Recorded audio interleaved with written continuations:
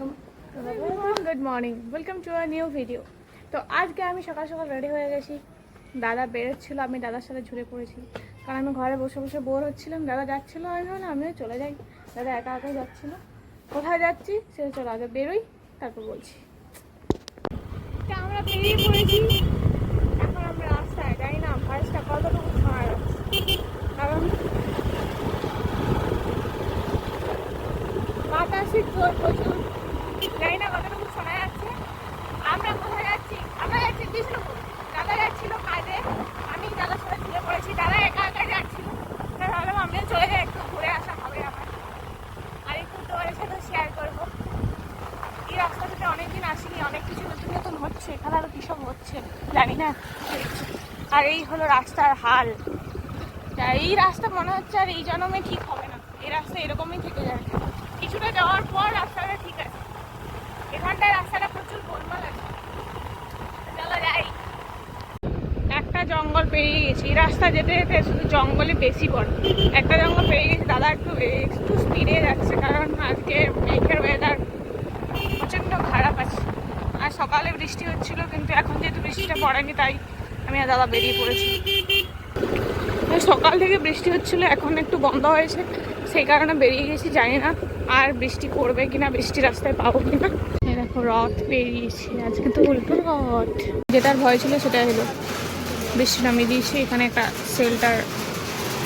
শেল্টারে অনেকে দাঁড়িয়ে আছে, আমরাও দাঁড়িয়ে গেছি। জলটা ভালোই নামিয়েছি, এটারই ভয় ছিল আর এটাই হয়ে গেল।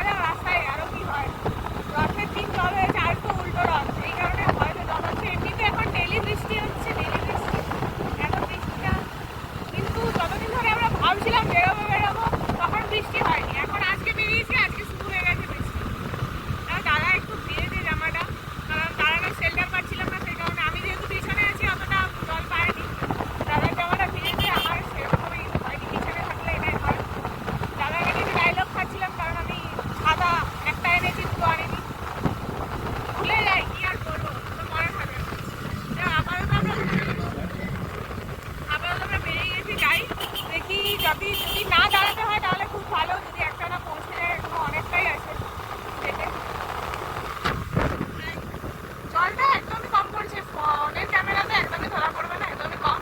আর এটা পুরো রাস্তাটা একদম গ্রামের মাঝ, পুরো রাস্তাটা গ্রামের মাঝ দিকে, যতটা ভালো ততটাই ভালো। কারণ একটু খুব জোরে চালানো যাবে না গাড়িটা, যে কোনো সময় যে কেউ সাইড দিক থেকে চলে আসতে পারে। আর মিডিয়াম ভাবে তারা নিয়ে যাচ্ছে। চলে যাই। আমাদের যা যা কাজ ছিল, কাজ আমাদের কমপ্লিট হয়ে গেছে। এরপর আমরা বসে আছি বিরিয়ানি খেতে যাবো বলে, দিলদারের বিরিয়ানি। কিন্তু দিলদার বিরিয়ানি এখন লোকেশন চেঞ্জ করেছে, যেটা লোকেশন আর খুঁজে পাওয়া যাচ্ছে না। আর দাঁড়িয়ে আছি, লোকেশন দাঁড়া খুঁজছে, আমি তো বসে আছি। আমার একটু কাজ, দোকানে এত পরিমাণে ভিড় ছিল, ওখানে ভিডিও অন করাটা আমার পক্ষে সম্ভব ছিল না।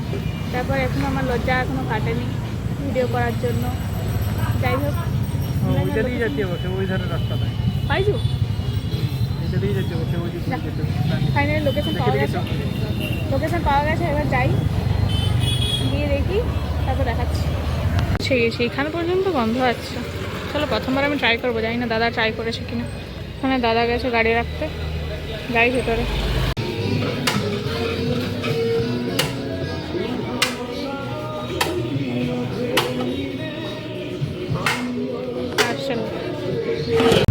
বিষ্ণুপুর রাসমঞ্চ বাইরে থেকে দেখে নিই আমরা, ভেতরে এখন আর ঢোকা যাবে না। যেতে যেতে রাস্তায় পেয়ে গেলাম দেখতে, ব্যাকগ্রাউন্ডে গান। যাক, অনেকদিন পর দর্শন হলো, অনেকদিন পর দেখতে পেলাম। বিষ্ণুপুরের এরকম এমন রাস্তা,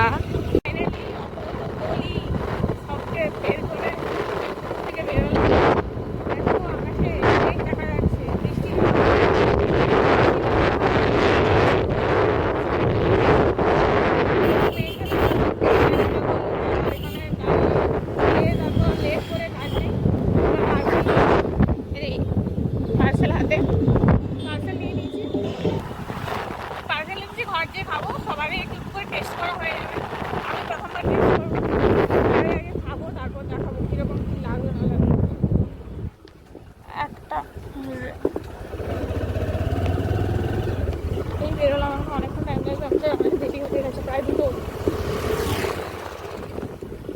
এখন বেজে গেছে, তাড়াতাড়ি যাই, খিদেও পেয়েছে, দাঁড়িয়ে খেতে গেলে অনেকটাই দেরি হতো।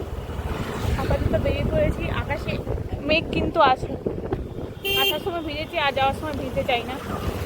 জলটা যদি না হয় তাহলে খুব ভালো। যাওয়ার সময় একটু তাড়াতাড়ি যাবো।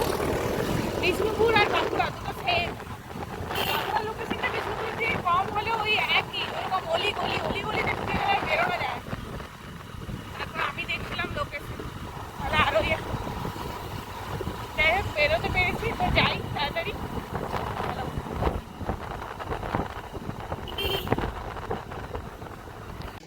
দেখো চলে এসছে।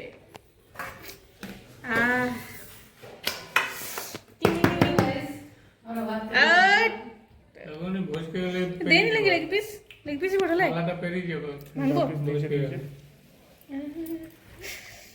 না, লেগ পিস দেয়নি রেটা, লেগ পিস দিতে বলা হলেও মনে হচ্ছে ভুল করে দিয়েছে, ভুল ভাবে টেস্ট খারাপ হয়ে গেল। কিন্তু আমার রিভিউ 100 নয়, খুব একটা যে ভালো সেটা আবার ঠিক লাগছে না, মোটামুটি not bad, not so good, খারাপও নয় আবার ভালোও নয়, খাওয়া যাবে কিন্তু অর্থিত হলো নাই,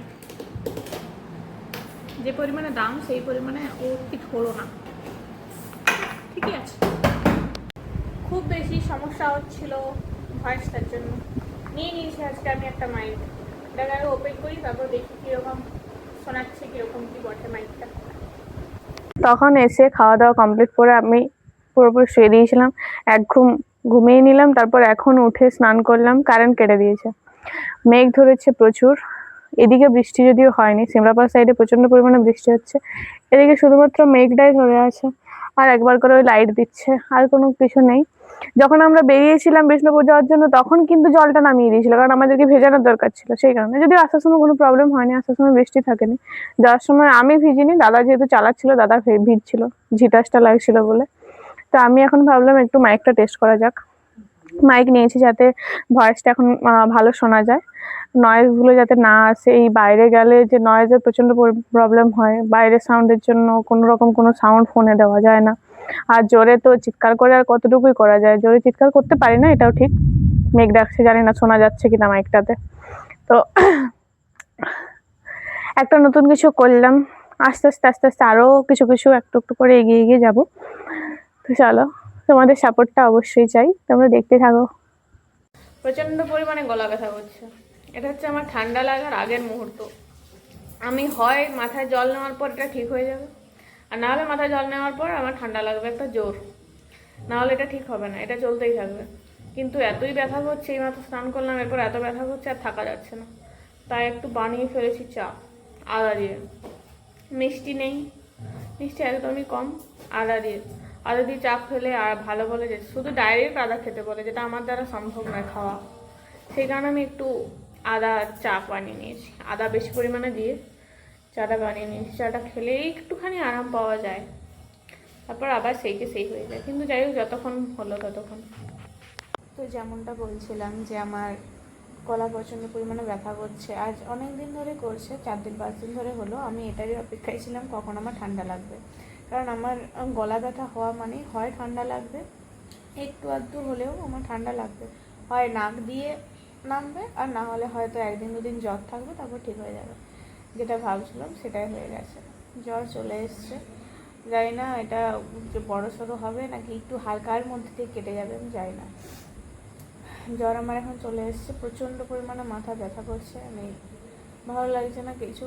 তো চলো, ভিডিওটা কত বড় হচ্ছে, কতটুকু কী হচ্ছে আমি জানি না, কতটুকু এডিট করতে পারবো আমি সেটাও জানি না, নর্মালি যতটুকু পারবো করে আপলোড করে দেবো।